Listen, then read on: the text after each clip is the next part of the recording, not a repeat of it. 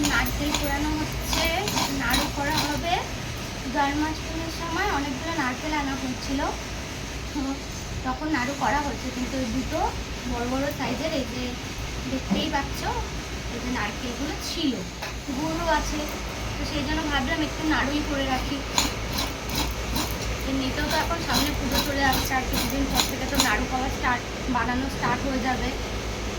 তো সেই জন্য ভাবলাম একটু নারকেলটাকে দিয়ে গুড় যখন আছে একটু নাড়ু বানিয়েই ফেলি।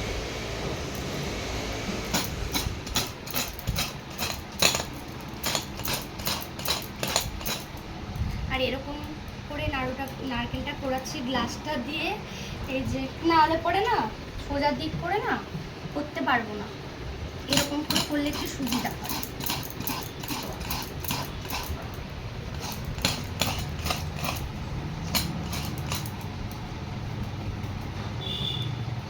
দুটো নারকেল এই যে এতটা হয়েছে।